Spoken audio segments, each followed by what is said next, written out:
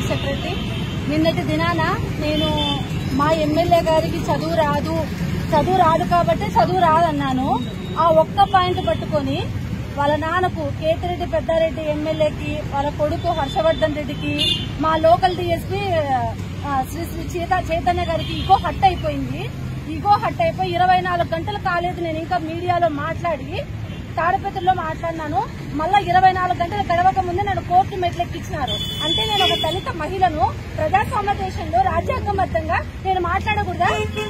చదువు రాని వాళ్ళను చదువు రాదనే అంటారండి. వీళ్ళకు ఎక్కడున్నారో వీళ్ళు ఇంకా ఏం అర్థం కావట్లేదు. ఆయన అభివృద్ధి చూసినా కూడా అర్థమవుతుంది. దీన్నంతా ఇంట్రెస్ట్ తీసుకొని మా డిఎస్పీ గారు ఎక్కడైనా సరే దీన్ని బయటికి లోపలికి పంపించాలని ఎంత పొద్దున్న నుంచి ఒక హైడ్రామా నోటీసులు నా మీద కొన్ని కేసులు ఉన్నాయి, పెట్టి కేసులు. ఆ పెట్టి కేసులను ఇన్ని రోజులు 41 నోటీసు ఇవ్వకుండా ఆపింది ఎవరు? ఇన్ని రోజులు పోలీసులు నిద్రపోతున్నారు. ఎప్పుడైతే ఎమ్మెల్యే కొడుకును డిఎస్పీని నేను మాట్లాడినానో అప్పుడు నా మీద ఉన్న కేసులన్నీ బయటకు తీసుకొచ్చి ఈ రోజు నోటీస్ సర్వ్ చేసి ఎస్సీ వాళ్ళతోనే వైఎస్ఆర్సీపీ వాళ్ళతో నా మీద కేసు పెట్టించి ఈ రోజు కోర్టు మెట్లెక్కించినారు. కానీ అన్యాయం అనేది ఎప్పటికైనా ఓడిపోతుంది, న్యాయం గెలుస్తుంది అనడానికి ఈ రోజు ఖచ్చితంగా నేను court Anantapur first class magistrate దగ్గర నా డిమాండ్ను తిరస్కరించి నన్ను బయటికి పంపించారు.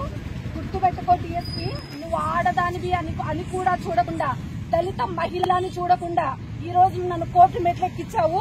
నీకు రేపటి నుంచి నీ రాసలీలలో ఒక్కొక్కటి బయట పెట్టకపోతే నేను దళిత మహిళనే కాదు చెప్తున్నాను. కాస్త డిఎస్పీ నీకే ఇది ఛాలెంజ్, ఓపెన్ ఛాలెంజ్.